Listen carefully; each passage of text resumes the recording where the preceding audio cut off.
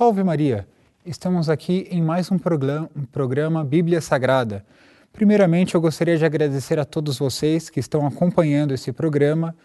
De forma especial, recebi muitos e-mails de agradecimentos e propostas, melhoras inclusive de nosso programa e algumas perguntas, né? Vamos tentar acompanhar juntos aqui esse estudo da Sagrada Escritura e gostaria de apenas esclarecer uma dúvida de uma assistente do último programa em que nós falamos sobre capítulos e versículos.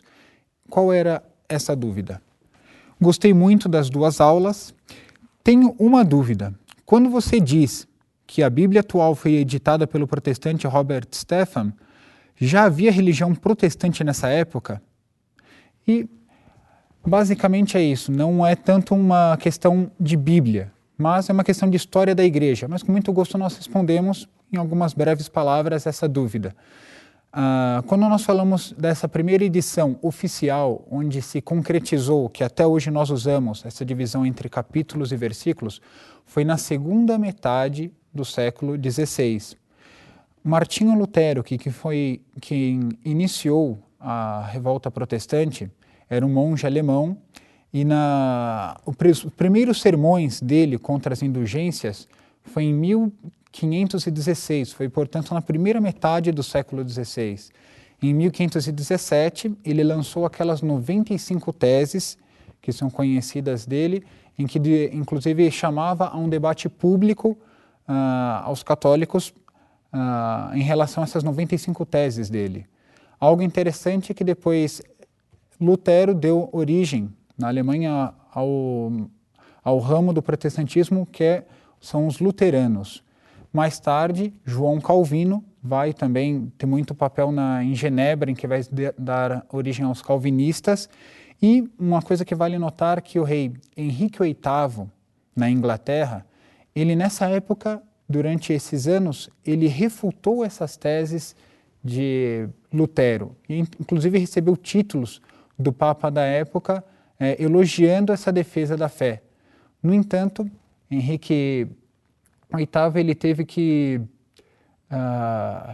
ele não conseguiu um sucessor para o trono, e esse sucessor para o trono era um filho homem para depois assumir o posto como rei, e com isso ele pediu para o Papa da época, que era Clemente VII, para a nulidade de seu casamento, e como ele não quis essa nulidade, o Papa não lhe deu essa nulidade do casamento, ele também iniciou um novo ramo do protestantismo, ele rompeu com o Papa, inclusive com o auxílio do parlamento inglês, em que foi o parlamento votando, deu-lhe a supremacia sobre a igreja da Inglaterra em 1534, mais ou menos.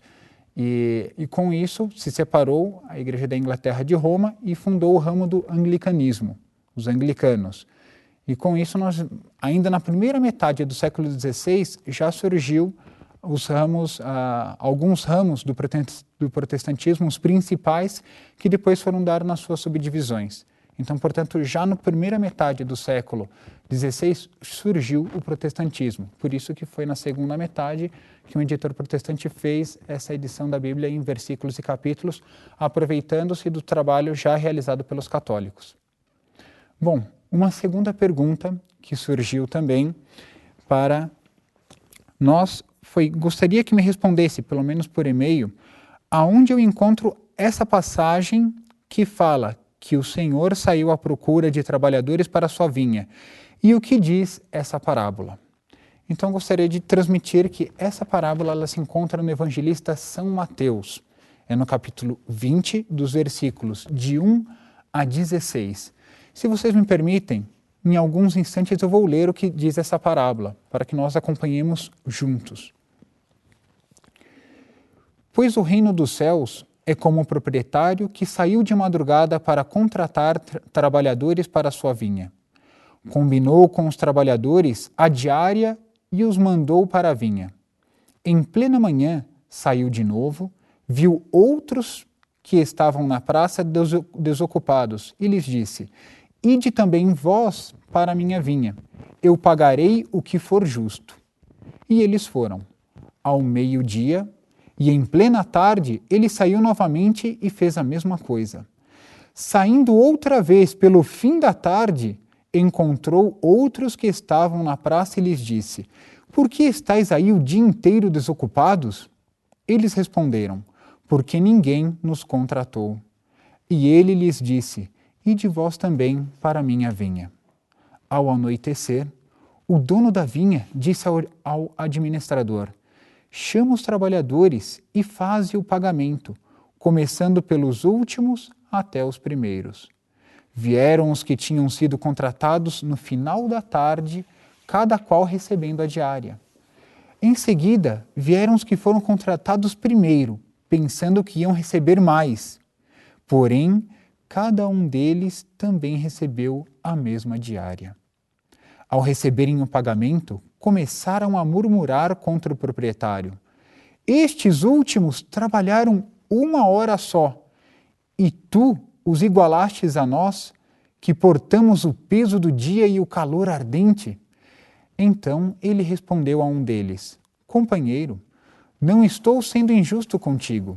Não combinamos a diária? Toma o que é teu e vai. Eu quero dar a este último o mesmo que dei a ti. Acaso não tenho o direito de fazer o que quero com aquilo que me pertence? Ou estás com inveja porque estou sendo bom? Assim, os últimos serão os primeiros e os primeiros serão os últimos. Bem, esta é a parábola dos trabalhadores da vinha. Eu gostaria apenas de fazer uma introdução a que gênero literário pertence parábola. Nós temos na Bíblia vários gêneros literários, várias formas de expressar a palavra de Deus. E um deles é justamente esse, parábola. O que quer dizer essa palavra? Vamos dividi-la em dois, se vocês me permitem. Eu vou escrever aqui na minha folha. Vou escrever em grego, mas eu já explico o que significa. Nós temos uma preposição que é a pará. Pará. Pará vai significar um ao lado do outro, mas sem se encostar. É um ao lado do outro separado. E temos também um verbo chamado balo,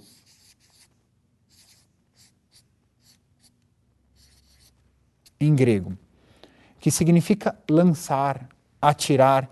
Juntos vai dar a palavra parabolé, que significa lançar junto ao lado, ou seja, é uma comparação. A parábola ela é uma comparação que, sobretudo, o Nosso Senhor usava muito no Novo Testamento, que é com fatos da vida corriqueiros, do dia a dia. Ele transmite um ensinamento de sabedoria através da parábola. Também no Antigo Testamento nós temos, vou dar um exemplo apenas, quando o profeta Natã, depois do pecado horrível do rei Davi, de adultério e também de assassinato de Urias, a mulher do qual ele tinha cometido adultério, ele recebeu a visita do profeta Natã. Essa visita, no que consistiu? Natã foi até o rei Davi e lhe contou essa parábola. Havia um proprietário que tinha várias ovelhas, que tinha muitas ovelhas e que podia dispor delas quando ele quisesse.